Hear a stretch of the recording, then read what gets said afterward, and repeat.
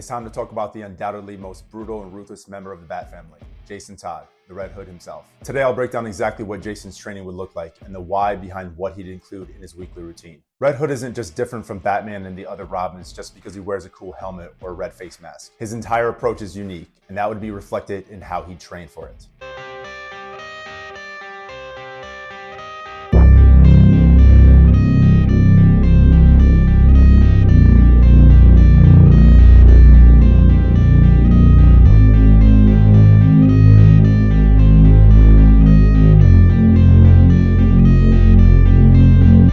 The Red Hood is focused on ending fights quickly and efficiently and chooses brutality over calculated, methodical incapacitation.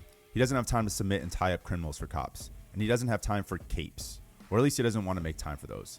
He's there to end fights quickly and decisively, choosing more violent methods over precision, efficiency over restraint. Before I go on though, I just want to apologize for taking so long to make this one, because a bunch of you have requested it. Recently I had a slightly less dramatic near-death experience, just like my guy Red Hood. Actually, it was just a routine surgery to get my gallbladder removed. But it did knock me on my ass and put me out of commission for a bit, hence the delay between my last video and this. But just as Jason was revived in the Lazarus pit, I'm back and ready to be as ruthless and reckless as ever. Enough about me though, that's not why you're here.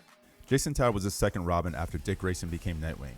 Batman found the kid trying to steal tires off the Batmobile, arguably a major red flag. Jason was living in the streets after his mother died and his father, a petty criminal, left him to fend for himself. So naturally, Batman did what any sane person would do. He took him in and trained him to be Robin. And as these things go, because of the traits Batman saw in Jason that reminded him of himself, namely his audacity and resilience, the two regularly butted heads.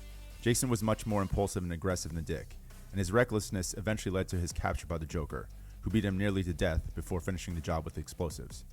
But then, again, as these things go, Jason was resurrected in the Lazarus pit, which brought on an even darker persona. He returned to Gotham as Red Hood, a moniker previously associated with the Joker, but this time he was out for vengeance against the criminal underworld. Understandably, he had some strong resentment towards Batman for not avenging his death, and the two were at odds, to say the least. For quite some time, Red Hood very blatantly ignored Batman's no-kill policy, until eventually, after facing some shared adversities, he began to reconcile with Batman and the rest of the Bat family. Though still far more ruthless than the others, he gradually adopted more non-lethal methods, swapping live rounds for rubber bullets, beanbags, or other stun ammunition, to align more closely with Batman's code. To figure out just how Jason would train, we first need to understand why his physical demands differ from the rest of the Bat family, especially Batman. And it basically boils down to differences in his fighting style, tactics, and weapons that he uses. While Batman operates with methodical precision, Red Hood's approach is rougher, more unpredictable, and built for adaptability in chaotic scenarios. He isn't without tactics, but his style relies more on split-second decision-making in high-stress environments. Just for clarity, I'll be just discussing the older version of Red Hood here. I know he's since ditched the hand cannons and more lethal methods, but I'd rather focus on the more angsty, guns-blazing Mr. Todd, the one who dives headfirst into fights with dual pistols drawn, whether they're loaded with lethal or non-lethal rounds. That guy is just more fun to talk about. Because of how Red takes down his enemies, his physical preparation and abilities need to be built in different ways, and in some ways to a higher level than the other members of the Bat family. So before diving into his exact training plan, we first need to break down how his methods dictate the way he needs to train for his distinct brand of brutal efficiency. Let's start with a closer look at Red Hood's physicality. He's listed between 6 foot to 6 foot 1 inch, weighing anywhere from 190 or 200 to 225 pounds, depending on the version. Regardless of where he falls on that spectrum, it's safe to say that he's one of the bigger, more physically imposing members of the Bat family. That said, he's shown to still have less raw absolute strength than Batman. Batman's superior strength allows him to move heavier loads and manipulate his environment and opponents through sheer force, subduing and overpowering larger enemies. Red Hood, on the other hand, relies more heavily on rate of force development, how quickly he can produce force and power. But it's not just about speed and strength. His power is expressed through relentless, aggressive attacks. His ability to chain together explosive strikes, evade, and counterattack depends on his anaerobic capacity and elastic strength, letting him deliver maximum force repeatedly in short bursts. To sustain his intensity in combat, his training would need to emphasize alactic power and capacity training, short bursts of maximum effort such as sprint intervals or striking drills. While Batman and the rest of the Bat family also need to develop these qualities, Red Hood leans heavily into reactive strength, short burst endurance, and continuous high output effort for relentless strikes, weapons maneuvers, and evasive footwork in his aim to overwhelm enemies and put them down quickly and for good. While he occasionally strategically picks off enemies with long-range weapons, he isn't as methodical about it as Batman, and he often quickly transitions to medium and close range attacks with a series of brutal non-stop attacks with firearms and explosive hand-to-hand combat, at an intensity few can match. All these differences reflect their training priorities. While Batman might dominate through strategy, strength, and control over a long fight, Red Hood overwhelms his opponents quickly with rapid, decisive movements thanks to his explosive power. So as if training for all that wasn't demanding enough, Red Hood also needs to move explosively while carrying a serious amount of extra weight. Fighting and running in body armor with supplies and weapons is standard for any member of the Bat family. But Red Hood carries a few extra things that the rest of the family wouldn't dare to use, unless they want a swift slap from Batman. Jason has been shown to keep a variety of Bat-approved and Bat-frowned-upon weapons on his person, including dual semi-automatic pistols, 45 caliber with mini red dot sights, shurikens, tasers, smoke grenades, a combat knife, sniper rifles, a modular dual pistol sniper rifle in Batman Arkham Knight video game, and in a symbolic, somewhat disturbing twist, he sometimes uses crowbars, the very weapon that the Joker used to beat him within inches of his life. So with his body armor, helmet or face mask, weapons, extra rounds and supplies, Jason is lugging around anywhere from 30 to 50 pounds of additional weight. This is a very rough estimation, and while it's not uncommon for police and special forces personnel to regularly carry this kind of load, or more, they're not usually flipping off rooftops. Red Hood moves with more additional weight than the other Robins while doing similar acrobatic explosive movements, which places a whole different physical demand on his body. So carrying all the extra weight means Jason would not only need higher levels of general lower body and trunk strength than the others, but also exceptional strength endurance to sustain high output movement and very high cardiovascular capacity to support this. His training would have to reflect this, with more time dedicated to building a very big aerobic base and lower body strength endurance. Simply put, Red Hood isn't just training for strength, speed, or agility. He's training to maintain those abilities while carrying the weight of his entire arsenal. Red Hood has one other major physical and psychophysical demand that sets him apart from the rest of the Bat family. And once again, it comes down to his weapons choice. He's not just carrying around those hand cannons for intimidation. He's using them, and using them a lot. If you've ever shot a gun, you know how tiring it can be and how difficult it is to stay accurate under fatigued. While Batman, Nightwing, and the rest of the Bat family all have exceptional aim and steady hands, whether throwing shurikens or firing grappling hooks, drawing, steadying, and firing two pistols simultaneously after close quarter fighting with fists and knives prevents a unique demand, even if those pistols are lighter due to rubber, non-lethal rounds. Jason quickly transitions between dynamic movements like running, striking, diving, or taking cover, and immediately steadying his aim to fire. And it's not just about quick, momentary stability for a single shot. It's about stability endurance, a term I may or may not have just invented, but which I'll define as the ability to sustain controlled, precise movements over an extended period without fatiguing. He needs incredible trunk and upper body muscular endurance to repeatedly perform these actions, as well as a great deal of isometric or static strength in his stabilizing muscles, particularly the deltoids, rotator cuff muscles, scapular stabilizers, and deep core muscles, to resist unwanted movement and counteract the recoil of his firearms while under duress and fatigue. Without the endurance to sustain this during long fights, his accuracy would degrade as his stabilizers fatigued.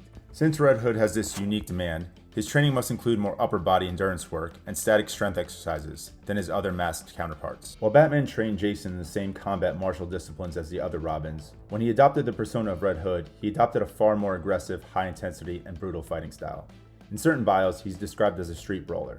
His use of firearms and other lethal and brain-damaging blunt instruments of pain shaped his entire approach to combat, especially in his early days as Red Hood. Unlike Batman, who incorporates a wider variety of martial arts, prioritizing control, technique, and non-lethal takedowns, Red Hood fights to kill, and kill quickly, or at least incapacitate with extreme force. Even after renouncing lethal force, he still seemed to care less than the rest of the mask-wearing vigilantes if the criminals he put down had any brain activity left to stand a fair trial for their crimes. Because Red Hood relies on guns, knives, and blunt weapons, the distance he engages enemies with is different from Batman. He's not looking to close distance for grappling or control holds. He often keeps most of the fight at mid-range to create enough space to use his weapons effectively. That means his empty hand strikes are intended to be hard, fast, and ferocious in order to create and reset space to use his longer range weapons effectively. So I think his empty hand fighting style would likely center around Muay Thai, with some Krav Maga style techniques that end encounters quickly and decisively, and some hard Taekwondo kicks to keep opponents at bay. Here's why. The principles of Muay Thai seem to align nicely with Red Hood's aggressive combat style. It's referred to as the art of 8 limbs because of its devastating use of 2 fists, 2 elbows, 2 knees, and 2 shins. Punches are usually setups for longer range attacks like kicks and knees, which can cause much more damage in a street fight, and again give him more distance to draw and use his weapons. Krav Maga style techniques and similar disciplines are built for efficiency and survival in real-world violence. It's about inflicting maximum damage in minimal time to end fights as fast as possible. It also trains transitions between empty hand combat and weapons. And then finally, the longer range crippling kicks of Taekwondo keeps opponents at a distance. This is another way Red Hood could buy time to reposition and draw weapons. All three complements his fighting style to inflict maximum damage swiftly and decisively, and reflects his distinctive style from that of Batman. Not saying he doesn't incorporate other things too, but he's a little more focused on all-out, headstrong attacks. The physical demands of this fighting style, though, require an uncommonly high endurance capacity. This style demands sustained high output endurance, the ability to keep attacking with power for extended fights, repeated explosive efforts, rapid bursts of maximal effort followed by quick resets, and resilience under fatigue, maintaining precision and aggression even when exhausted. Alright, so now that we've nailed down all the physical demands that Jason Todd has according to how he fights and operates, let's take a look at what he'd have to do each week to train and maintain these physical attributes and skills. Because of the ferocity of which he fights and the training to prepare for that, Jason needs a plan to manage fatigue while consolidating his training. I think he'd likely opt to train 4 to 5 times a week with 2 sessions per day, having a distinctly separate morning and evening training session. This structure allows him to break up different stressors, keeping sessions shorter to optimize recovery while maximizing each type of training. Day 1 is strength and power and urban survival. Morning training would focus on general strength and power. Instead of separating plyometric and power drills from heavy strength training, as is traditionally done, he combined and string them together into a circuit. This is a modified form of French contest training. It includes adequate rest between each round of movements to allow for recovery of energy stores and neural drive for powerful fast movement. This ensures true explosive power and speed can be trained. So each round consists of a heavy compound lift or exercise with a weight representing 80% or more of a 1 rep max, a quick plyometric exercise focused on max power, a lightly loaded explosive movement to connect explosive strength and speed, and then accelerated or assisted plyometric exercise. There would be 20 seconds rest between each movement and 2 to 5 minutes between each round, 3 to 5 rounds total, to make sure that each was completed with the same explosive high quality movement. So flashing up on the screen now is the full program with more specific details as to what exercises, sets, reps, and weights that he'd use. 3 to 5 rounds of trap bar deadlift with fat handles to work on grip, for 2 to 3 reps using 80 to 90% of a 1 rep max, or a 7.5 to 9 RPE if you're familiar using that. Rest 20 seconds, then do 3 hurdle jumps plus 1 broad jump, rest 20 seconds, then do dumbbell split stance squat jumps times 2 reps each side, using dumbbells that represent 30% of what you're capable of lifting, or 4 to 6 reps in reserve, which means he'd use a weight where he felt like he could do at least 4 to 6 more reps with. Assisted sprints for 15 to 20 yards, or about 45 to 60 feet. Then he'd rest 2 to 5 minutes between each round, so he'd probably use this rest time to do some very low-level, non-stressful mobility work, or even some cognitive training. Then he'd do the same with upper body focused movements. 3 to 5 rounds of barbell floor press for 3 reps, or 1-arm dumbbell bench press with a bridge, rotational med ball shot put against wall, landmine push press for 5 reps, and a band-assisted plyo push-ups for 5 reps. Repeating this for multiple rounds increases power endurance, which is vital for Red Hood, who needs to maintain explosive effort over long brawls and chases. Then his evening training would focus on urban survival, where he'd practice parkour and tactical mobility drills done as short, high-effort rounds with long rest periods to maintain explosiveness and speed of movement without excessive fatigue, keeping with the training intention of the day. Day 1 evening training would start with 4 to 6 rounds of vaults,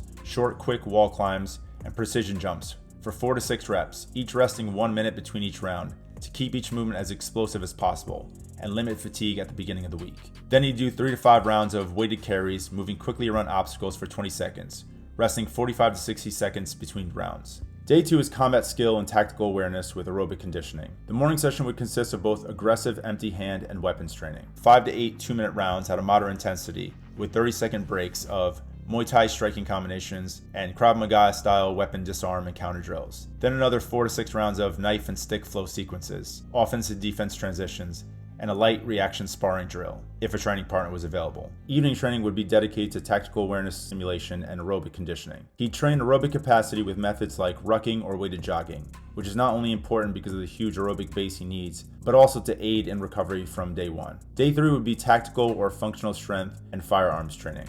Morning training would be his secondary, lighter strength training session for the week, focused on building the specific physical qualities needed for his aggressive fighting style. So it would most likely include single leg or unilateral focused movements done in circuits, alternating upper and lower body exercises. Alternating between exercises that target upper body with those that target lower body muscle groups, with minimal rest between the two, challenges the circulatory system to redirect blood flow from one area of the body to another, upper to lower, thereby enhancing cardiovascular endurance and promoting efficient blood circulation. Each exercise would be done one after another with little to no rest, but he'd rest as needed between each round to maintain movement quality, while still trying to minimize his rest period to challenge endurance and maintain an elevated heart rate. Then he'd follow this with 2 to 4 rounds of landmine switching side-to-side lunges for 5 reps each side, chest-to-bar pull-ups, possibly weighted, for 5 to 10 reps, and a 90-90 hip through plus Pallof press for 5 reps each side.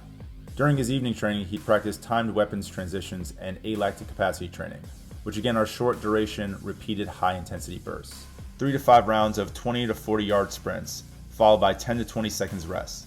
Then he'd transition to a shot to swap drill to improve reaction speed, muscle memory, and efficiency under time constraints. He'd start with a rifle or a training replica in a ready position and a holstered pistol. He'd fire 2 to 3 rounds with the rifle, then simulate a malfunction or empty mag by intentionally dropping the rifle to a sling position before immediately drawing his pistol and firing 2 to 3 additional rounds at the same target or a different one at another distance and position. After that, he'd choose an upper body movement for another 3 to 5 rounds of alactic capacity training, such as alternating plyo push-ups done continuously for 6 to 12 seconds with 10 to 20 seconds rest. He'd then take another 1 to 3 minutes to do his shooting drills, and then choose one last exercise for another 3 to 5 rounds, such as jumping split squats, landmine rotations, or kettlebell squat jumps, ending with one last round of shooting drills. Just a side note, if you want to give this training routine a try, but guns aren't really your thing, or you can't find an open range to do weird shit like this, which I imagine is the case for most people, you could do shooting drills with a paintball or airsoft guns. Or you could simply just train your aim by throwing darts or playing cornhole. There's tons of athletic benefits to training aim. If you're not convinced it's important to you, but still want to feel and look like Red Hood, just do the alactic capacity circuits on their own. Finally, on day 4, he'd end his week with gymnastic agility, isometric strength training, and high-intensity interval circuits. Day 4 morning training starts with isometric training, doing 3 sets of L-sits, pull-up holds, and iron cross progressions. After that, he combined dynamic upper body ring work like pull-ups, dips, and muscle-ups with his gymnastic floor work like rolling, cartwheels, back handsprings, dive rolls, and handstand holds or walks. For these, Jason could set a 10 to 15 minute time limit where he'd randomly choose how many reps to do of each within that time period. To make this truly random, he could shuffle a deck of cards and throw a few random cards down on the floor. Then he could do all these movements one after another, doing the reps based on whatever number the next card says. This random, unstructured format mirrors the chaos he'd face out on the streets, and I think suits Jason's personality. Evening training would be concentrated on continuous movement for sustained periods of time. So Jason could do any continuous high-intensity movement for 30 seconds, followed by 30 to 120 seconds of rest. And during those rest periods, he could again practice marksmanship drills, really challenging his ability to recover, control his breath, maintain accuracy, and train cognitive processing under physical exhaustion. He'd end all this with his upper body mechanical drop set for 1 to 2 rounds of weighted push-ups or pull-ups for as many reps as possible, followed immediately by body weight push-ups or pull-ups for as many reps as possible, and then followed immediately and ending with band-assisted push-ups or a scaled-down body weight pull variation for as many reps as possible. So again, if you want to give this training routine a try, you can always do the exercises with the same work to rest periods, or you could try throwing a rubber ball at random targets to improve your aim during the time that he'd be, shooting his firearms. It may seem pointless to you, but doing activities that improve aim sharpens the body's ability to process visual information and respond swiftly, creating a more adaptable and resilient physicality. Alright, so that's it. The philosophy and methodology behind how I think Red Hood would train to be our favorite sidekick turned anti-hero turned hero with an angsty predisposition. So if you think I hit the nail on the head and enjoy this, I'd really appreciate if you leave a like and share it. And if you give this routine a try or have something to add, let me know in the comments. And I'll see you next time they shine my light in the sky.